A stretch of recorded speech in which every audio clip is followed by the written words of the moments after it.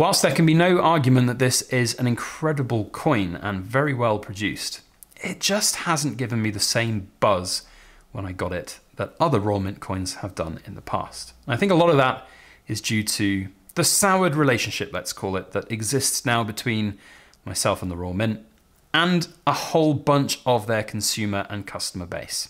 So I think this is it, genuinely. Now, the very last coin that I'll ever buy, certainly brand new at least. I'll pick up some good cheap bargains, no doubt, but the last that I will buy directly from the mint.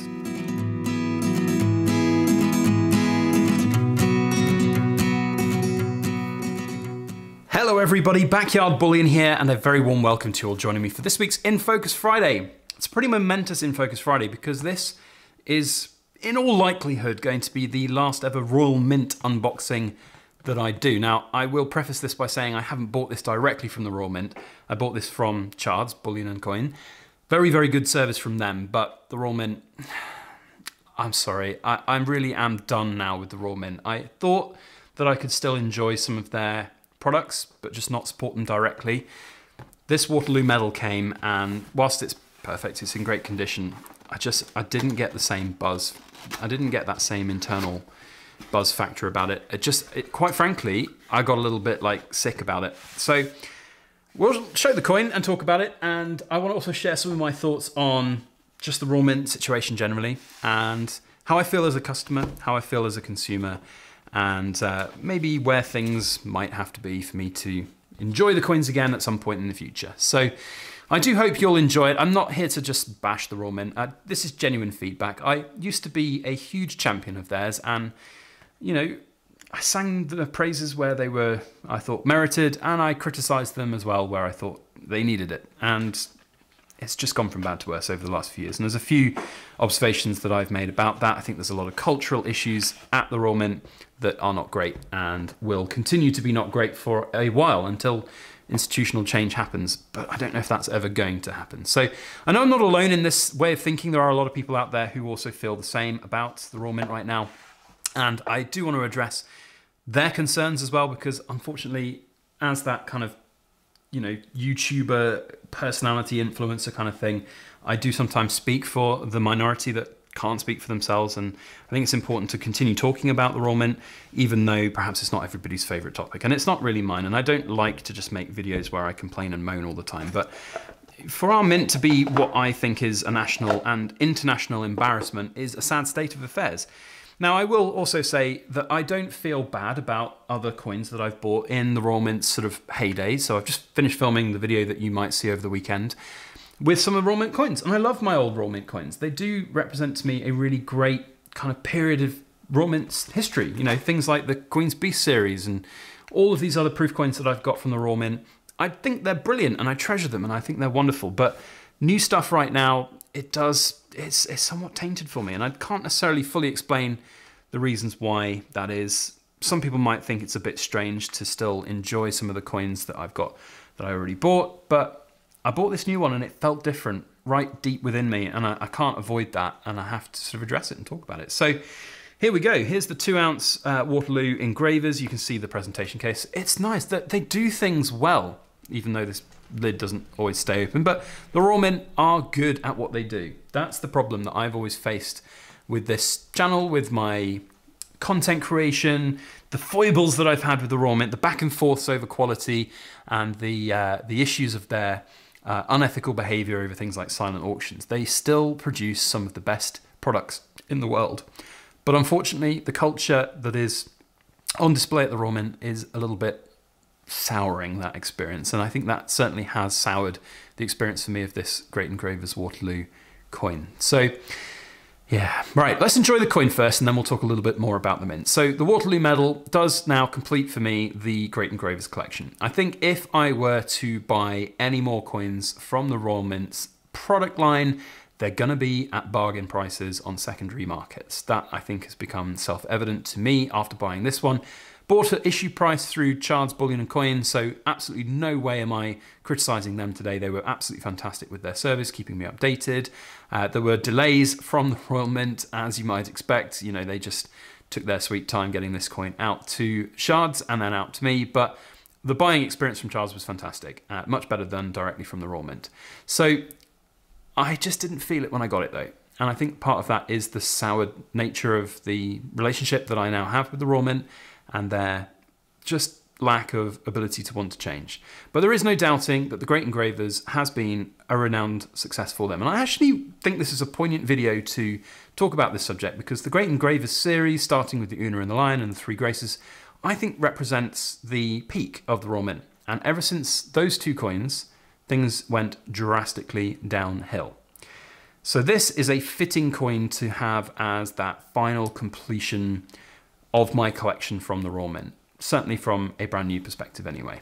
I just don't see the point otherwise now. It's not going to give me the enjoyment that I want from it. It's not going to give me the pleasure from collecting. So I just don't see why I should ever go back to them. So that peak, of course, back in, what was it, 2021, I think, maybe 2020, was all as well around the COVID timings. The Raw Mint then experienced this whole Queen death scenario situation, which no doubt had been planned for many decades, but they milked it. They milked it to a large degree, and we all went in for it. A lot of people did anyway. The sovereigns, the memorial sovereigns, the King Charles change, the coronation sovereigns, all of these. And I love those coins, and I think that's a really good way to have a pinnacle of my collection. But the Raw Mint got greedy. They really did. They started milking it. They started throwing out anything and everything. And there has been a huge cultural change in the way that they, as an organization, have been producing their products and the ethos, or the, the ethicalness to which they want to put products out there. We've seen the rise of their historical coin range, which I've been very critical of, and the exorbitant prices that they are charging. We all know about their quality control issues. Fortunately, this coin is in tip-top condition. I don't know if Chance had a whole batch and that sends them back, but this one is in tip-top condition. It all started going downhill.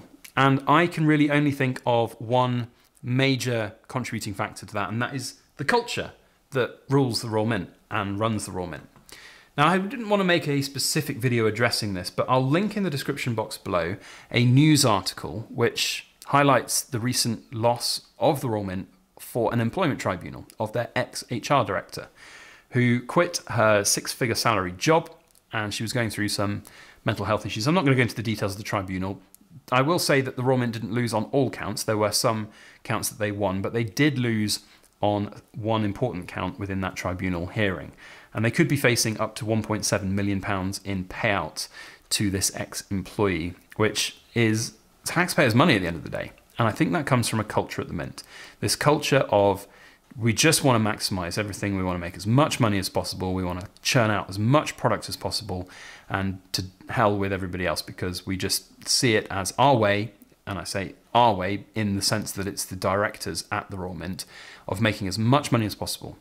Now, I'm eagerly awaiting the release of the Raw Mint's annual report for their last financial year. It should be out any time now. It's been, I think, delayed. There's some normally it's out sort of May, June time, but it's late July and it's not out yet, but it should be out anytime soon.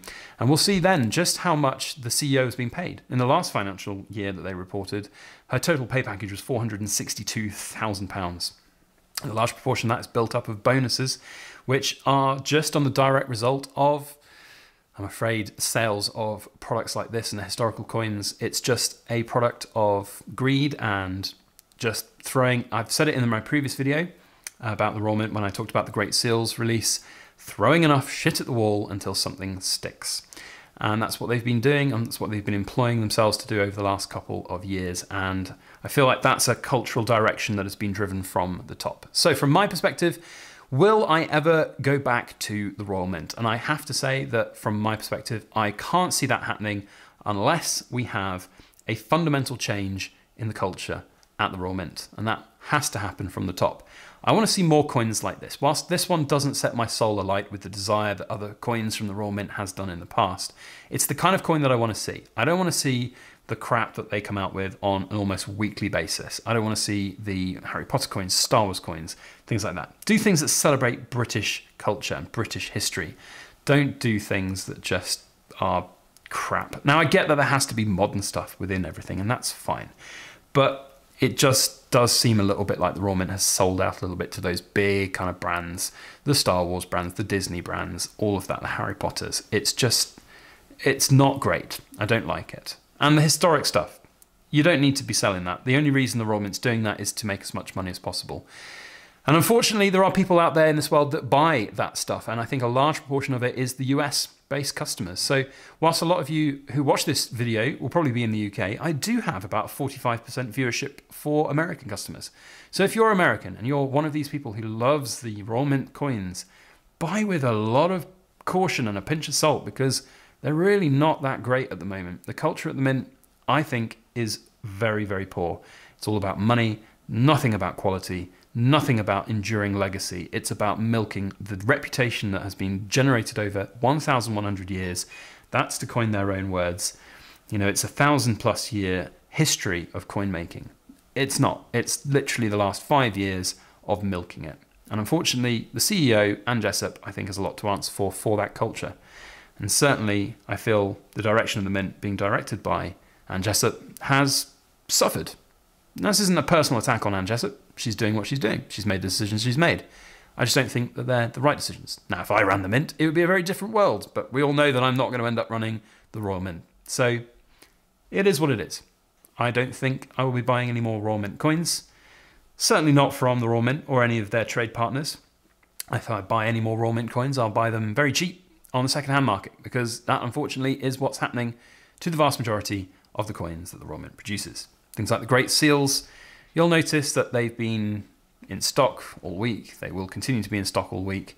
I know for a fact there are people who committed to buying the big 2-ounce gold and 1-ounce gold, and they've now backed out. They just don't want to buy it. Rightly so. A few of them even saw my video talking about the series and how I felt it was not particularly great and disingenuous to customers. But, you know, it is what it is. Anyway, that's my sort of last hurrah of a Royal Mint unboxing. It's a very nice coin. It really is, but it just doesn't set my soul on fire like I used to get. It doesn't get that buzz from it. And that's a sad state of affairs. And I think that needs to be reflected for the Royal Mint. So I do hope that somebody from the Royal Mint watches this video. It'd be amazing if Anne Jessup watches this video and hears what you feel, what customers feel. Like, I'm just being completely honest here about what I feel about this situation. I will continue the good fight. I've been told by so many people, I've been told by a few that they don't like it as well, but I've been told by so many people that they get a lot of value from the things that I talk about when it comes to the Royal Mint and their behaviours and their approach. Whilst it's not the most exciting content for me to do, I don't like being negative, I will continue to fight the fight to try and restore what I think is the world's premier mint. At one point, the Royal Mint, in my eyes, was the best by a country mile. It wasn't even close. Maybe in terms of quality, Perth Mint could be better. But some of the innovation and some of the incredible designs and just simple beauty of coins that came out of the Royal Mint was second to none. But unfortunately, the culture has soured that for me and a lot of other people.